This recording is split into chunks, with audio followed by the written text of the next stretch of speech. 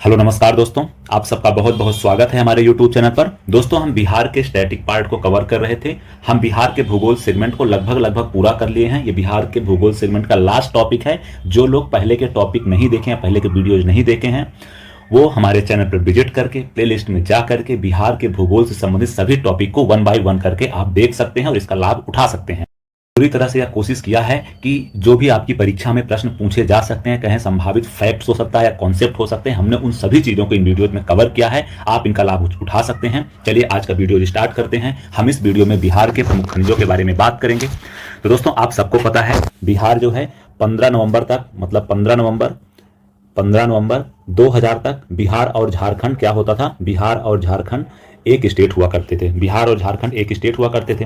15 नवंबर 2000 की दोनों स्टेटों में बंटवारा हो गया, या कहें विभाजन हो गया, या कहें बिहार से झारखंड का पृथककरण हो गया। ये लगभग इसका 46% के आसपास एरिया लेकर के पृथक हो गया।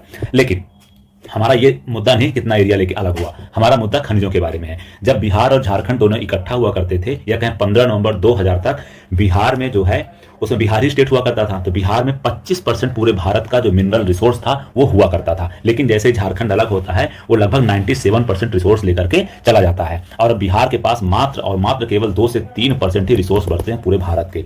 तो वर्तमान में अगर हम बात करते हैं तो बिहार में पूरे भारत का कितने परसेंट मिनरल रिसोर्स है, तो मात्र और मात्र 3% मिनरल रिसोर्स बिहार में पाए जाते हैं। इकोनॉमिक सर्वे 2023-24 के अनुसार अगर माने बिहार के, तो बिहार को जो रेवेन्यू प्राप्त हुआ था इन मिनरल से, वो प्राप्त हुआ था 7.58 करोड़। मतलब रेवेन्यू का मतलब रॉयल्टी मिलती है। जिन स्टेट्स में खनिज होते हैं उन स्टेट्स को सेंट्रल गवर्नमेंट रॉयल्टी दिया करती है। तो आप ये बात ध्यान रखिएगा, कितना प्राप्त हुआ था, 7.58 CR जो है, इनको करोड़ रुपए प्राप्त हुए थे रॉयल्टी के रूप में बिहार को।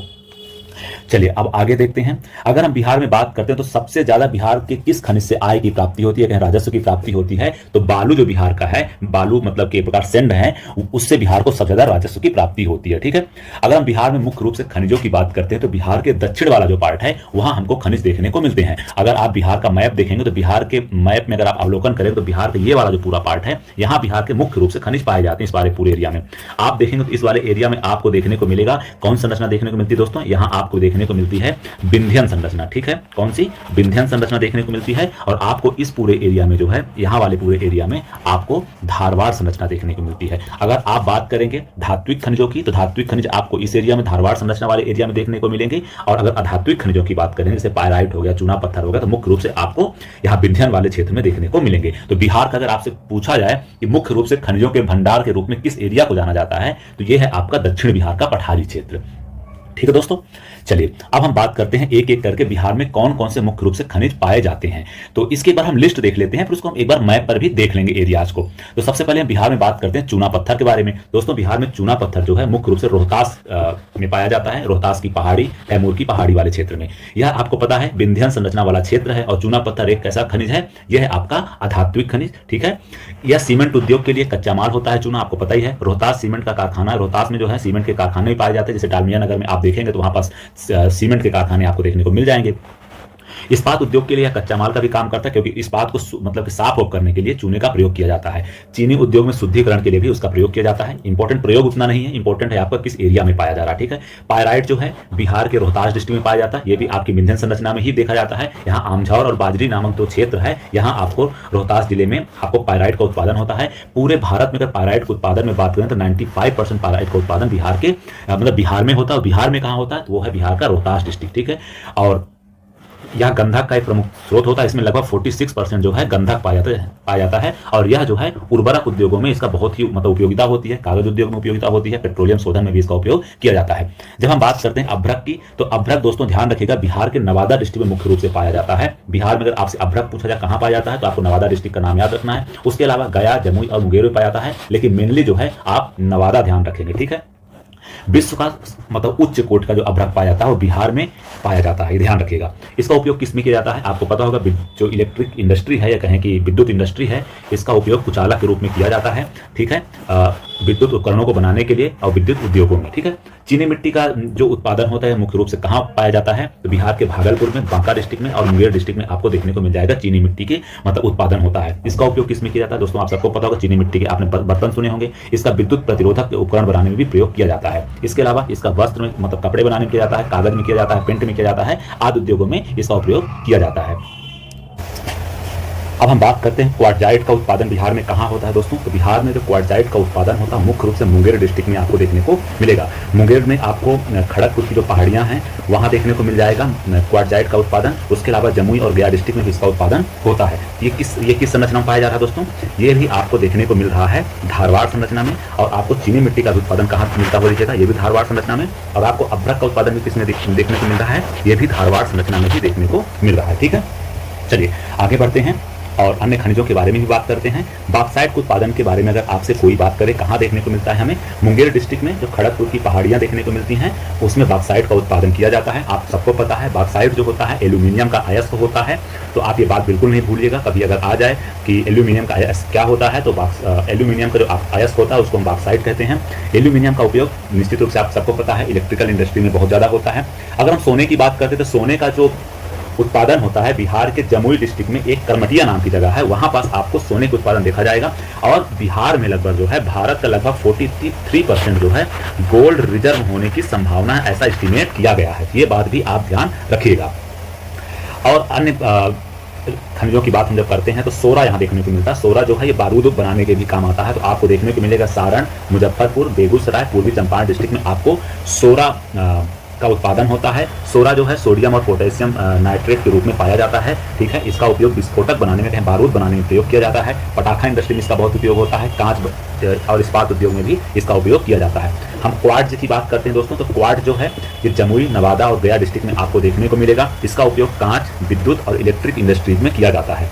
यूरेनियम ध्यान रखिएगा, यूरेनियम बहुत इंपॉर्टेंट खनिज है। ये बिहार के सिर्फ एक डिस्ट्रिक्ट में, मुख्यतः एक डिस्ट्रिक्ट में है। थोड़ा बहुत उसका जो अवशेष कहें या थोड़े बहुत निक्षेप जो है आपको नवादा डिस्ट्रिक्ट में मिल जाएगा, लेकिन मुख्य रूप से गया डिस्ट्रिक्ट में आपको यूरेनियम का भंडार देखने को मिलता है। कहाँ अगर पूछा जाए कि बिहार में यूरेनियम का भंडार किस डिस्ट्रिक्ट में है, तो आप ध्यान रखिएगा गया में है। ठीक है, या ये ऊर्जा उत्पादन के लिए महत्वपूर्ण है, आप सबको ही पता है। स्लेट जो है, स्लेट आपको मुंगेर डिस्ट्रिक्ट में देखने को मिलता है, खड़गपुर पहाड़ी में। ठीक है, ये भी सजावटी उद्योगों में प्रयोग किया जाता है, तो आप ये बात ध्यान रखिएगा। अगर हम जब मैग्नीज की बात करते हैं तो मैग्नीज आपको मुख्य रूप से गया और मुंगेर डिस्ट्रिक्ट में देखने को मिलता है। ठीक है, तो मैग्नीज आएगा तो आप गया और मुंगेर डिस्ट्रिक्ट का नाम याद रखना है। इसका उपयोग धातु निर्माण कार्य में किया जाता है, मुख्य रूप से इसका उपयोग इस्पात उद्योग में किया जाता है। ठीक है, तो ध्यान रखिएगा मैग्नीज का उत्पादन कहाँ हो रहा है, गया और मुंगेर डिस्ट्रिक्ट में हो रहा है। इसका उपयोग आयरन स्टील इंडस्ट्री में किया जाता है। ठीक है, एस्बेस्टस की जब हम बात करते हैं तो ये मुंगेर डिस्ट्रिक्ट में इसका उत्पादन होता है। और इसका उपयोग किसमें किया जाता है, तो कपड़े, कागज, छत ढालने में इसका उपयोग किया जाता है। एस्बेस्टस आग नहीं लगने के कारण, एस्बेस्टस में आग ना लगने के कारण ही इसके जो है फाइटर जो, तो कहने का मतलब जो कि वो होते हैं ना आग रोधक दस्ता वाले होते हैं लोग भाई हमारे, उनको जो कपड़ा बनाया जाता है इसी से बनाया जाता है। एस्बेस्टस का उसमें प्रयोग किया जाता है।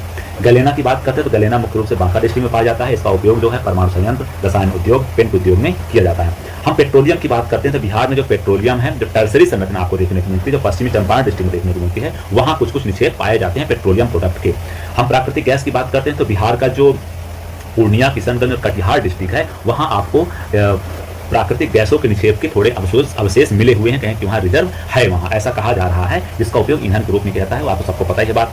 ठीक है, उसके अलावा हम बात करते हैं लौह अयस्क की, तो बिहार में जो है 2 प्रकार के लौह अयस्क पाए जाते हैं। एक है हेमेटाइट, दूसरा है मैग्नेटाइट। तो हेमेटाइट जो नाम का लौह अयस्क है वो भागलपुर डिस्ट्रिक्ट में आपको देखने को मिलता है। वहीं अगर हम मैग्नेटाइट की बात करेंगे लौह अयस्क की, तो आपको गया और जमुई डिस्ट्रिक्ट में देखने को मिलेगा। कोयला विशेष रूप से बिहार में नहीं है, लेकिन थोड़े बहुत जो अगर निक्षेप हैं तो राजमहल वाले क्षेत्र में आपको देखने को मिल जाएगा।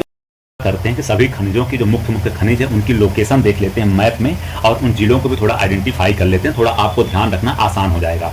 तो जब हम सोरा के उत्पादन की बात करते हैं तो पश्चिमी चंपारण, सारण, मुजफ्फरपुर और बेगूसराय डिस्ट्रिक्ट में आपका सोरा का उत्पादन देखने को मिलेगा। उसके अलावा जब हम बात करते हैं चूना पत्थर को, तो आपको मुख्य रूप से जो है रोहतास में कहें कि जो आपका ये विंध्यन वाला क्षेत्र है यहाँ देखने को मिलता है, और थोड़ा बहुत जो आपको उत्पादन देखने को मिलता है मुंगेर डिस्ट्रिक्ट में भी आपको चूना पत्थर का उत्पादन देखने को मिलता है। लेकिन मुख्य रूप से ध्यान रखिएगा रोहतास डिस्ट्रिक्ट है और कैमूर डिस्ट्रिक्ट में आपको चूना पत्थर का उत्पादन देखने को मिलता है। पायराइट की बात करें तो बिहार में पायराइट सिर्फ और सिर्फ एक डिस्ट्रिक्ट में देखने को मिलता है, वो है रोहतास डिस्ट्रिक्ट। ये बात आप नहीं भूलेगा। अगर आपसे पूछा जाए तो पायराइट का उत्पादन कहाँ होता है बिहार में, तो ध्यान रखिएगा वो होता है रोहतास डिस्ट्रिक्ट में। अभ्रक के उत्पादन की जब हम बात करते हैं तो मुख्य रूप से ध्यान रखिएगा अभ्रक का उत्पादन जो है वो नवादा डिस्ट्रिक्ट में होता है। अब अभ्रक का उत्पादन यहाँ ये नवादा डिस्ट्रिक्ट है, यहाँ होता है अभ्रक का उत्पादन मुख्य रूप से। उसके अलावा तो फिर आपको गया डिस्ट्रिक्ट में थोड़ा देखने को मिलता है, जमुई में भी देखने को मिल जाता है, मुंगेर में देखने को मिलता है, लेकिन अगर मुख्य रूप से अगर एक ऑप्शन में आता है तो आप नवादा लगाइएगा। उसके अलावा जब हम बात करते हैं बॉक्साइट के उत्पादन की, तो बॉक्साइट का उत्पादन जो है मुख्य रूप से बिहार के मुंगेर डिस्ट्रिक्ट में किया जाता है। ये बात आप ध्यान रखिएगा, बॉक्साइट का उत्पादन जो है बिहार के मुंगेर डिस्ट्रिक्ट में किया जाता है। उसके अलावा हम जब बात करते हैं यूरेनियम की, तो यूरेनियम बिहार के मुख्य रूप से गया डिस्ट्रिक्ट में आपको देखने को मिलेगा। यूरेनियम का उत्पादन कहाँ होता है बिहार में? वो होता है गया डिस्ट्रिक्ट में। ठीक है दोस्तों, अगर हम बात करते हैं सोना का, तो सोना का उत्पादन मुख्य रूप से बिहार के जमुई डिस्ट्रिक्ट में मिलता है देखने को। यहाँ पर भारत का पूरे अगर हम बात करें तो 43% आपको गोल्ड का रिजर्व देखने को मिल जाता है बिहार के जमुई डिस्ट्रिक्ट में। ठीक है, यहाँ पास एक जगह है करमटिया, ये ध्यान रखिएगा। उसके अलावा हम बात करते हैं यूरेनियम का उत्पादन, हमने आपको बता ही दिया है। उसके अलावा आप पेट्रोलियम की जब बात करें तो पेट्रोलियम प्रोडक्ट की जो रिजर्व देखने को मिलता है वो आपको देखने को मिल जाएगा पश्चिमी चंपारण डिस्ट्रिक्ट में। आपको यहाँ पेट्रोलियम के रिजर्व देखने को मिल जाएंगे पश्चिमी चंपारण डिस्ट्रिक्ट में। उसके अलावा प्राकृतिक गैस के रिजर्वों की अगर हम बात करते हैं तो किशनगंज, पूर्णिया और कटिहार डिस्ट्रिक्ट में आपको नेचुरल गैस के भी रिजर्व देखने को मिल जाते हैं, या कहें यहाँ पास भंडार हैं, ऐसा अनुमान लगाया गया है। मैग्नीज के उत्पादन की बात करें तो मैग्नीज का उत्पादन आपको गया डिस्ट्रिक्ट में देखने को मिल जाएगा, मैग्नीज का उत्पादन। ठीक है दोस्तों, तो चलिए दोस्तों इस वीडियो में इतना ही। हम आपसे फिर रूबरू होते हैं एक नए टॉपिक के साथ। अब कोशिश हम करेंगे कि हम पहले पॉलिटी वाला सेगमेंट खत्म कर दें, उसके बाद सबसे लास्ट में हिस्ट्री वाला सेगमेंट आपको हम कंप्लीट करवाएंगे। तो दोस्तों आपका हमसे जुड़ने के लिए बहुत बहुत धन्यवाद। जय हिंद, जय भारत।